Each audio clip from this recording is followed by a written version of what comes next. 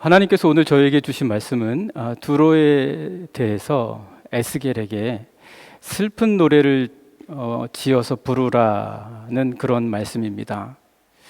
두로는 페니키아의 도시국가 중에 하나였었죠. 여러분, 알파벳이 페니키아에서 나오지 않았습니까? A, B, C, D.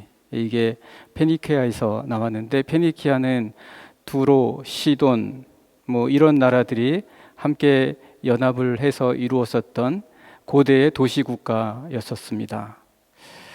오늘은 생각해 보면 레바논 땅에 속한다라고 볼 수가 있겠죠. 그곳이 바로 오늘 우리가 보시는 본문의 하나입니다. 이 두로는 에스겔이 누구인지는 이전에 저희가 새벽기도 시간에 나누었기 때문에 에스겔이 누구인지에 대해서, 그리고 에스겔서가 어떤 상황에서 나왔는지에 대해서는 따로 또 말씀을 드리지는 않겠습니다.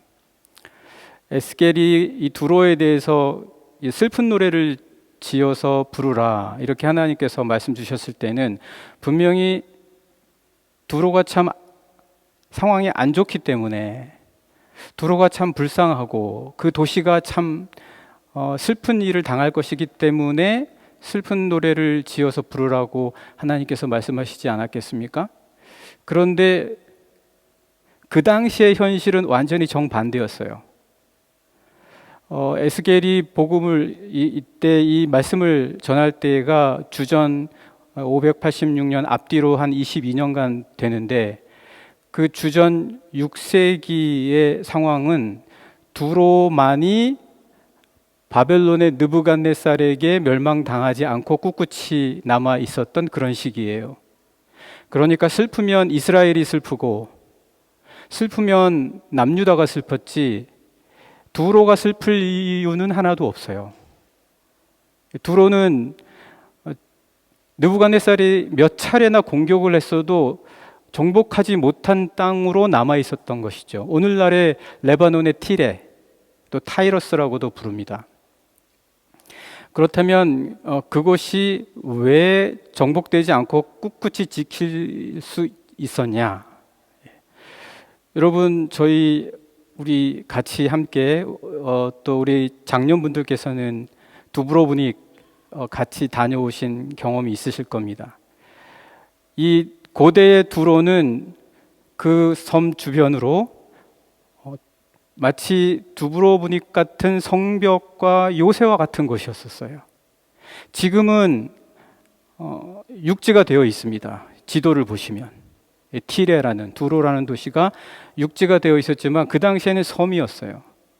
그래서 마치 두브로브닉이 성곽으로 둘러싸여 있었던 것처럼 어느 누구도 공격해서 정복할 수 있을 만큼 쉬운 도시가 아니었었다는 거죠. 여러분, 베네치아도 중세로 넘어오기 전에 굉장히 큰 문화를 이루지 않았습니까? 베네치아가 그 문화를 이룰 수 있었던 이유는 뭡니까? 바다에다가 만들었거든요. 그래서 그 바다에 접근을 해서 정복할 수 있을 만큼 용이하지 않았었습니다. 두로가 그렇다는 거예요. 두로가 그랬었는데, 그러니 이 두로 사람들이 얼마나 자신만만했습니까?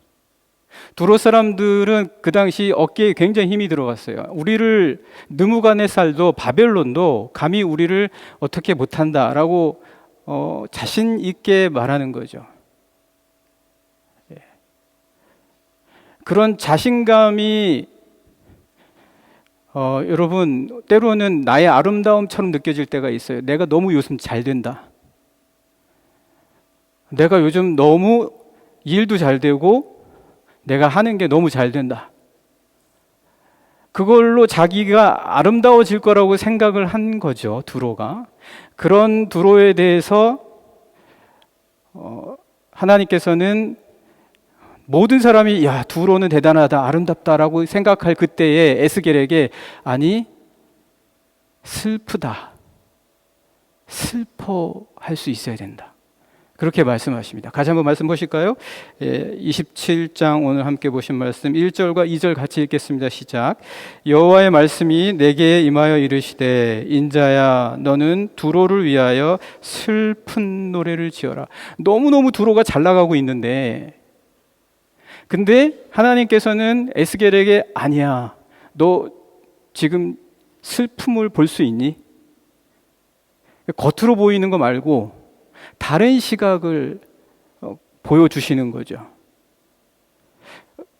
그래서 두로는 정말 섬에 꽁꽁 숨어 들어가서 자신들의 부와 명예를 그리고 아름다움을 지켜갈 듯 보였습니다. 그러나 지금 여러분 더 이상 두로가 섬이 아니에요. 섬이 아니란 이유는 뭡니까? 거기를 정복하기 위해서 육지를 만들어 버린 거예요. 가만두지 않은 거예요. 그러니까 자기들은 섬이니까 요새로 둘러싸여 있으니까 우리 절대 누구든 우리를 어떻게 못해라고 생각했지만 기원전 4세기에 알렉산더 대왕이 와서 거기를 육지로 만들어 버립니다.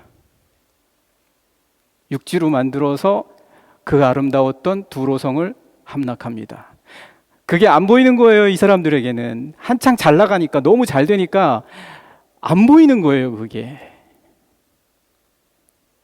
여러분 아름다움은 사라지는 것 없어지는 건 아름다운 게 아니에요. 사라지는 거는 아름다운 게 아니에요. 제가 신학대학원 시절에 기숙사 생활을 했습니다. 저희 방에 있었던 선배 전도사님이 저를 데리고 다른 전도사님 한 분을 좀 만나러 가자 이렇게 얘기를 하셔서 같이 갔던 적이 있습니다. 제가 예전에 한번 나눈 적도 있었던 것도 같은데 가서 제가 깜짝 놀랐어요. 왜냐하면 그분이 앞을 못 보시는 분이에요. 앞이 안 보여요. 근데 그 전도사님의 사모님은 아기 하나가 있고요. 그 앞을 다 보시는 분이세요. 근데 두 분이 너무 행복하게 사세요. 그런데 얘기를 듣고 있는데 그렇게 이야기를 하시더라고요. 내가 아직 눈이 보이지 않기 전에 아직 뭔가 볼 수 있을 때 우리가 서로 만났습니다. 그리고 내 아내는 내가 곧 실명할 거라는 것도 알았습니다. 그래서 제가 확인했습니다. 그래도 나하고 결혼하겠습니까? 그랬더니 사모님은 결혼하겠습니다. 그래서 결혼하고 나서 그분 전도사님은 서울대를 나왔어요. 서울대 전기공학과인가 거기를 나오셨어요. 그러면서 본인이 실명을 한다라는 사실을 알게 되고 진단을 받고는 신학 공부를 하게 돼서 신대원에 들어오시게 되었는데 신대원에 들어와서 그 두 분이 지내면서 그분이 서울대 전기공학과 나온 거 아무 쓸데가 없어요. 그걸 아름다움으로 삼았었다면 절망했을지도 몰라요. 그런데 그렇게 좋았던 지식과 지혜도 아무런 쓸모가 없어요. 그리고 그분이요, 체격이 건장해요. 키도 되게 크셨고 몸이 아주 좋은 분이세요. 그런데 그 체격과 건장한 몸이 아무 소용이 없어요. 그리고 본인은 그걸 볼 수도 없어요, 더 이상. 근데 그게 더 이상 아름다움의 역할을 못 해줘요. 근데 진짜 아름다운 게 뭔지 아세요, 여러분? 그럼에도 불구하고 그 두 분이 서로 사랑하는 거예요. 그럼에도 불구하고 그 두 분이 서로를 의지하는 거예요. 그 전도사님은 사모님 없이는 어디도 못 가요. 그런데도 그 사모님은 그 전도사님을 너무너무 아끼는 거예요. 다른 거는 다 아름답다고 했던 것은 사라졌어요. 지식과 지혜도 사라졌고요. 건장한 몸, 이런 거 다 사라졌어요. 근데 남는 건 서로를 사랑하는 그 사랑과 믿음이었어요. 뭐가 아름답습니까? 어떤 게 아름다운 겁니까? 여러분, 우리가 주님 앞에 나와가지고 계속 하는 게 딴 거 아니에요. 우리는 다 변해요. 다 변해요. 예배드리기 전의 마음과 예배드리고 난 다음의 마음이 또 달라요. 우리는 그렇게 계속 변한단 말이에요.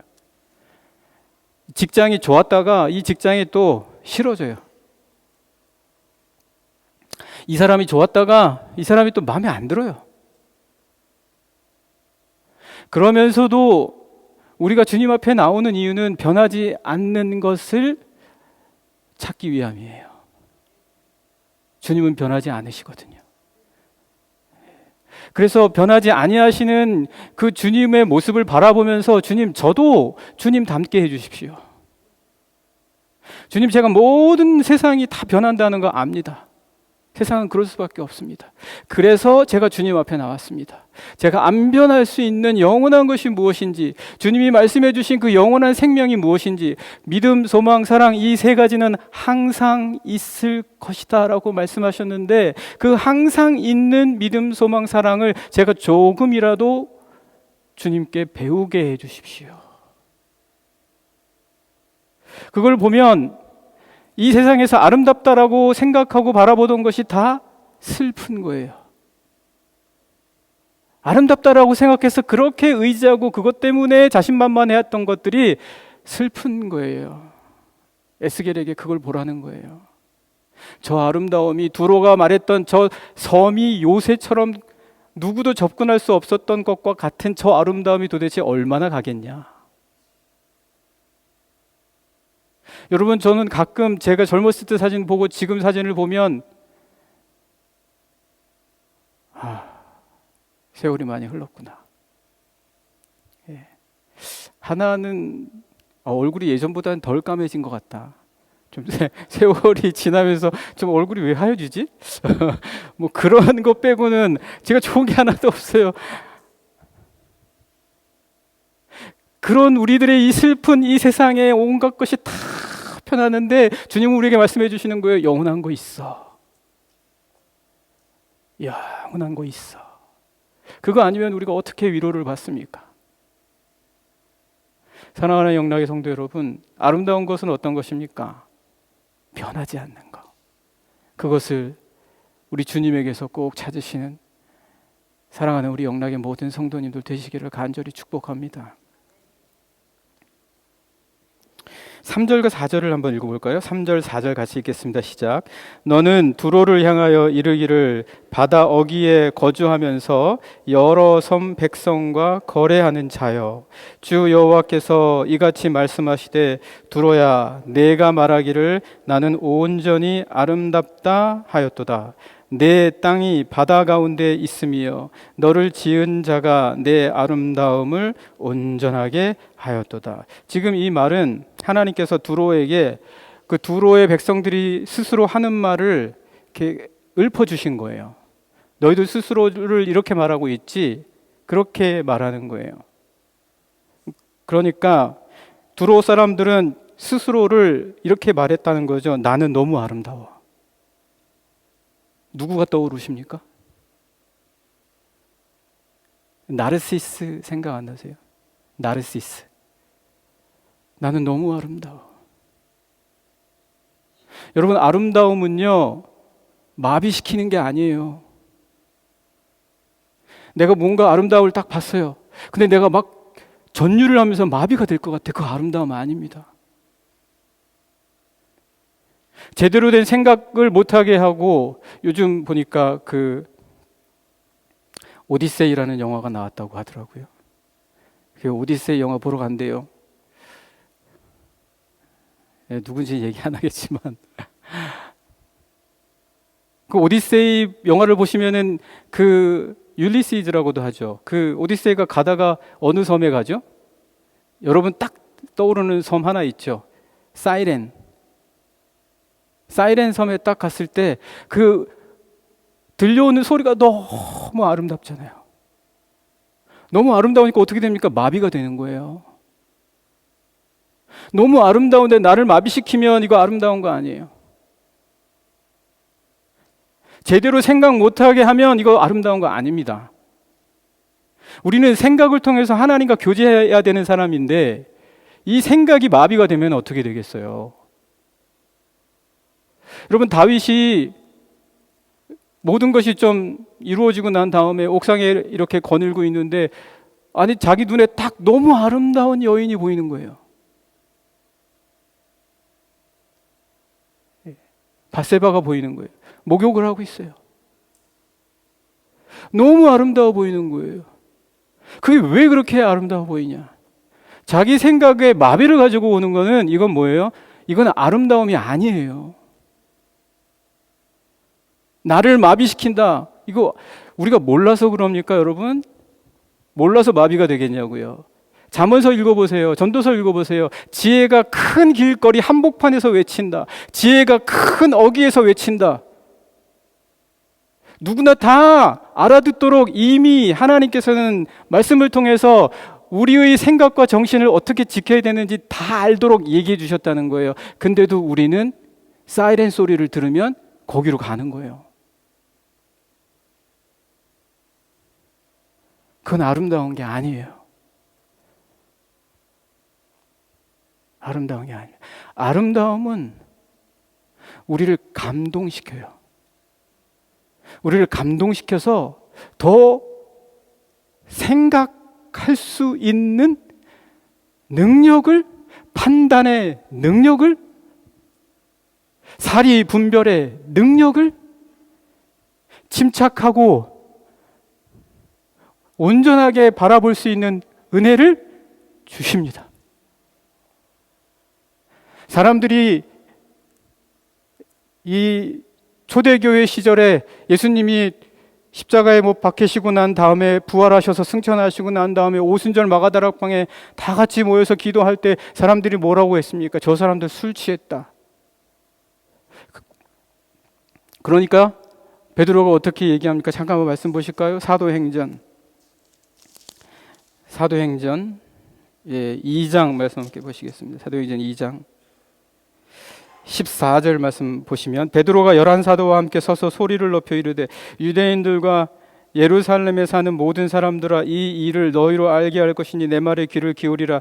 때가 제3신이 너희 생각과 같이 이 사람들이 취한 것이 아니다. 세상에게 취하지 않았다. 여러분, 우리가 예수 그리스도를 닮아갈 때 우리는 세상의 사람들처럼 취하지 않고 복음과 말씀으로 세상을 어떻게 바라봐야 할지에 대해서 분명한 지혜를 얻게 됩니다. 내 자신이 스스로 아름답다라고 자기를 마비시키지 않아요. 그런데 오늘 본문의 말씀을 보시면 두로 사람들은 나는 스스로 너무 아름답다. 이건 자기를 마비시키는 거예요. 아름다움은 자기를 마비시키지 않습니다. 자기를 파괴하지 않습니다. 그러나 두로 사람들은 자기들 스스로가 너무너무 아름답다라고 그렇게 이야기했죠. 분별하십시오. 감동받는 게 무엇이고 마비되는 게 무엇인지 분별하십시오. 어떤 게 내가 복음과 말씀으로 예수 그리스도로 감동받은 모습이고 어떤 게 내가 아름다움에 취해서 마비가 되는 모습인지를 분별해야 됩니다. 반드시 분별하십시오. 네, 그 다음 말씀 5절부터 11절까지 말씀이 꽤 길거든요. 예, 말씀이 꽤 5절부터 11절까지는 꽤 긴데 이거를 사실은 한 묶음으로 보셔야 돼요. 한 묶음으로 보셔야 되기 때문에 5절부터 11절까지 읽다 보시면 여러분들이 길을 잃을 수도 있어요. 그래서 한번 제가 중요한 것만 같이 한번 꼽고 그리고 나서 한번 같이 읽어보도록 하겠습니다. 5절부터 11절까지는 지명이 많이 나와요. 예, 온갖 지명이 다 나와요. 5절에 스닐 있죠. 스닐은 레바논과 이스라엘에 있는 헬몬산을 말해요. 예, 거기에서 나무 판자를 가져온 거예요. 그 나무 판자를 가져와서 배를 만드는 거예요. 거기에 빗대는 거예요. 지금 에스겔이 지금 두로는 마치 아름다운 한 척의 배와 같다는 거예요. 그래서 그 나무도 고급 자재만 쓰는 거예요. 헬몬산에 있는 아주 좋은 나무 판자를 가져와서 배를 만들고 있다. 그리고 돛대도 5절 계속해서 보시면 돛대도 그냥 돛대가 아니에요. 백향목 돛대로 만들었다는 거예요. 아름답죠? 내 이력을 보니까 내 이력은 너무 좋은 거예요. 내가 아주 좋은 곳들만 두루두루 다니면서 아주 좋은 교육을 받았다. 내 이력이 너무 좋은 거예요. 그걸 보니까 내가 너무 아름다운 거예요. 계속해서 보실까요? 6절도 보시면 바산은 길르앗이죠. 거기에서도 또 노를 만드는데, 배에 노를 만드는데 그냥 나무로 만든 게 아니에요. 그냥 나무로 만든 게 아니에요. 저 길르앗에 있는 바산의 상수리 나무 가장 좋은 거 그거 가져와서 만든 거예요. 아름답죠? 우리 애를 그냥 키울 수가 없다. 우리 애는 제일 좋은 메이커로만 항상 언제든지 기죽으면 안 되니까. 최고의 뭐든지 최고로 해주겠다. 혹시 그러시는 분은 안 계시겠죠? 예. 저도 좀 그렇게 해봤으면 좋겠어요. 그런 적이 한 번도 없었고, 그 아름다움을 지금 계속 나열해주고 있는 거예요. 야, 최고야, 최고. 전부 다 최고. 두로는 배로 치자면 온갖 노도 그렇고, 돛대도 그렇고, 판자도 그렇고, 최고급으로 다 갖다 해놨어. 그렇게 해주고 싶은 게 인간의 본성이에요. 저도 말씀드렸잖아요. 나도 한번 그렇게 해보고 싶다고요. 그게 본성이라고요. 돈 없는데 왜 안 해주겠습니까? 다 해주지. 7절도 보시면 돛을 만드는데 이거는 또 애굽에서 수놓은 걸로 특별히 가져왔다는 거예요. 두로 사람들은 요즘으로 치자면 독일의 어느 지역이 제일 잘 삽니까? 예? 미넨이요? 그럼 미넨 사람에 속하는 거예요. 미넨. 한국에서는 어디 사람이 제일 잘 삽니까? 거기 사람들인 거예요. 지금 이 두로 사람들은 우린 특별해. 그리고 차일도 만드는데 엘리사 섬에 가서 청색 자색 배로 가져다 주고 8절 시돈과 아루앗은 레바논 땅에서 뱃사공들이 좋았거든요. 거기 뱃사람들이 배를 잘 운전했어요. 거기서 사공과 선장을 데려왔대요. 8절. 여기까지. 같이 한번 읽어보실까요? 5절부터 8절까지 읽겠습니다. 시작. 스닐의 잣나무로 내 판자를 만들었으며 너를 위하여 레바논의 백향목을 가져다 돛대를 만들었도다. 바산의 상수리나무로 내 노를 만들었으며 기띔섬 황양목의 상아로 꾸며 가판을 만들었도다. 애굽에 수놓은 가는 배로 돛을 만들어 깃발을 삼았으며 엘리사 섬의 청색 자색 배로 차이를 만들었도다. 시돈과 아루와 주민들이 내 사공이 되었으며 두로야 내 가운데 있는 지혜자들이 내 선장이 되었도다. 여러분 지금 우리도 혹시 이러려고 할 수도 있어요. 최고로 하여튼 우리 애는 내가 진짜 최고로 내가 후회 없이 해주겠다. 그게 잘못됐다라는 거는 아닌데, 그렇게 하지 말라는 얘기도 아닌데, 지금 에스겔이 하고자 하는 이야기가 뭔지를 알아내는 게 중요해요. 에스겔이 도대체 무슨 얘기하려고 지금 이렇게 하나님으로부터 말씀받아서, 그럼 이렇게 하는 사람들 다 어떻게 해요? 이렇게 하는 왕족, 귀족 다 어떻게 해요? 그 가운데 크리스찬도 있을 텐데. 강남에 크리스찬 없습니까? 이게 지금 뭘 얘기하느냐를 아는 게 중요해요. 단순히 이렇게 하는 사람들은 나쁘다가 아니란 말이에요. 제가 지금 이거를 부인하고 부정하고 이건 전부 다 나빠 그러면 이 사람들의 속사정이 어떤지도 모르고 이렇게 하는 거를 다 반박하면 제가 나쁜 거죠. 그럼 무슨 얘기 하려는 거냐, 에스겔이. 9절도 한번 보실까요? 9절 보면 그발이라는 레바논 지역에서 배를 잘 수리했단 말이에요. 그래서 배를 잘 수리해서 배의 틈을 막는데 그 사람들을 다 데리고 오는 거예요. 그러니까 어쨌든 내가 공부하러 갔을 때 최고의 교수님한테 가야 될 거 아닙니까? 그러니까 돌아와서 좋은 교수님한테 내가 공부를 했으니까 좋게 쓰임을 받아야 되잖아요. 자, 지금 이야기의 흐름이 처음에는 막 이렇게 하는 게 되게 나쁜 것처럼 느껴지더니 이제는 어떡할 거냐, 이게 전부 다 나쁜 거냐, 이런 식으로 지금 보게 될 수밖에 없죠. 모든 거 하나하나 다 잘못됐다라고 하면 어떻게 합니까? 그러니까 말씀을 잘 사사로이 풀면 안 된다는 거예요. 10절에서도 보시면 군대 얘기가 나와요. 두로 사람들은 군대를 동원할 때도 최고의 군대만 데리고 왔어요. 지금 러시아가 지금 용병이 없어가지고 지금 죽을 지경이라고 하죠. 거기에 나온 바사, 룻, 붓은 어디냐면 페르시아 그리고 이집트 카르타고예요. 여기 사람들이 얼마나 전쟁을 잘했어요. 여기 사람들을 다 데리고 와서 전쟁 치르게 했단 말이에요. 이게 잘못된 거냐? 11절의 말씀도 보시게 되면 그래가지고 아르와 사람들은 뭘 잘 만드는데 이 사람들이 방패를 만들어서 자기 성 위에다가 아름답게 만들었으니 이렇게 해서 두로 사람들은 우리의 아름다움을 완벽하게 끝낼 수 있었다라고 생각하는 거예요. 자, 9절부터 11절 말씀은 같이 읽겠습니다. 시작. 그발의 노인들과 지혜자들이 내 가운데에서 배의 틈을 막는 자가 되었으며 바다의 모든 배와 그 사공들은 내 가운데에서 무역하였도다. 바사와 룻과 붓이 내 군대 가운데에서 병정이 되었으며 내 가운데에서 방패와 투구를 달아 내 영광을 나타냈도다. 아르와 사람과 내 군대는 내 사방성 위에 있었고 용사들은 내 여러 망대에 있었으며 내 사방성 위에 방패를 달아 내 아름다움을 온전하게 하였도다. 여러분, 제가 지금 이 말씀 읽으면서 여러분들에게 드리고 싶은 말씀은 지금 이게 잘못됐다는 게 아니에요. 문제는 이거 없으면 아름다운 게 아닙니까? 이렇지 않으면 안 아름다운 거예요? 아니잖아요.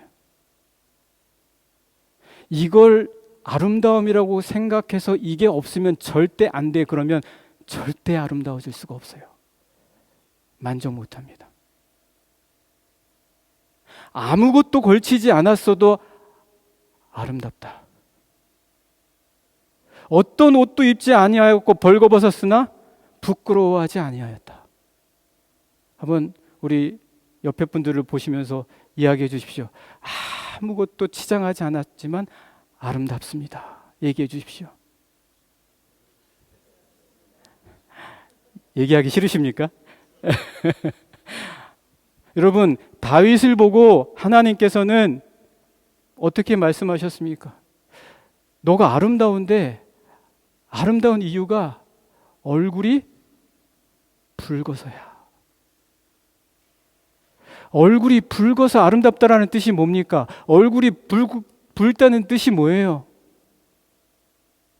아무것도 치장하지 않은, 그 어떤 것으로도 멋을 부리지 않고 어떤 교육도 받지 아니하고 형제들에게 밀려서 저 들판에 가서 양이나 돌보고 있었지만 그 얼굴이 붉다. 그는 스스로 아름답다라고 생각했어요. 아무것도 내가 갖추지 못했지만 나는 아름다워질 수 있다. 하나님의 피조물. 그것만으로 나는 만족할 수 있으니까 그 어떤 것으로 치장을 할지라도 나는 그 치장하는 모든 것을 잘 다스릴 수가 있는데, 스스로에 대한 아름다움을 벌거벗었지만 아름답다라는 것을 느끼지 못하는 자는 어떤 걸 갖다 치장해도 결코 아름다워질 수 없다. 믿으십니까? 여러분, 스스로 어떤 상황에 있다 할지라도, 아무것도 걸치지 않았다 할지라도, 어떤 인류 교육을 받지 않았다 할지라도 여러분은 아름답습니다. 아닙니까? 말씀 하나 보시고 마무리 짓겠습니다. 사무엘상 16장입니다. 사무엘상 16장.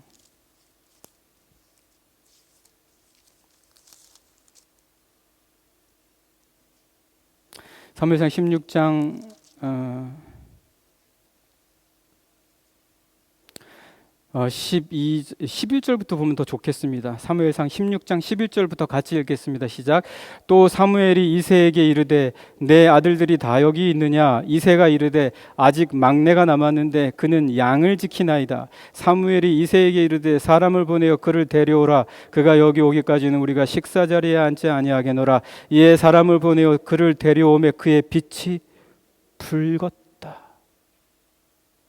양치다가 데려온 애가 뭐가 아름답겠습니까? 아무것도 걸치지 않았고 어떤 치장도 하지 않았지만, 형들처럼 좋은 교육을 받지 않았지만, 좋은 식사 자리에 나오지 않았지만 사무엘은 너무 아름다운 거예요. 여러분은 이와 같은 아름다움이 있으신 분들입니다. 믿으십니까? 그걸 확신하셔야 되는 거예요. 나는 아름답다라는 걸 확신하십시오. 누구한테 물어볼 필요도 없어요. 여러분은 아름답습니다. 믿으십니까? 왜요? 다윗은 하나님께 감동받는 사람이에요. 마비되는 사람이 아니라. 13절 읽으실까요? 13절. 사무엘이 기름 뿔병을 가져다가 그의 형제 중에서 그에게 부었더니 이날 이후로 다윗이 여호와의 영에게 크게 어떻게 해요? 감동되었다는 거예요. 여러분, 세상을 이기는 건 이런 아름다움입니다. 골리앗이 다윗을 보니까 다윗이 어땠었다고요? 17장, 사무엘상 17장.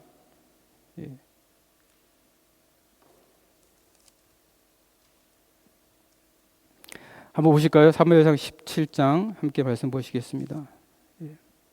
17장 42절. 41절부터 보실까요? 17장 41절. 같이 읽겠습니다. 블레셋 사람이 방패든 사람을 앞세우고 다윗에게로 점점 가까이 나아가니라. 그 골리앗이 다가간 거죠. 42절. 그 블레셋 사람이 둘러보다가 다윗을 보고 업신여기니 이는 그가 젊고 붉었다. 그래서 아름다웠다. 아무것도 치장 안 하고 나간 거예요. 싸우러 나간 애가. 근데 아름답다라고 표현을 했어요. 사랑하는 영락의 성도 여러분, 하나님, 저는 인류가 아니고, 저는 제가 치장을 잘 못하지만 전 너무 아름답습니다. 하나님께서 나를 아름답게 지어주셨습니다. 그래야 내가 뭔가라도 치장할 수 있고, 뭔가라도 내가 다스릴 수 있고, 골리앗을 넘어뜨릴 수도 있는 거 아니겠습니까? 함께 같이 기도하시겠습니다.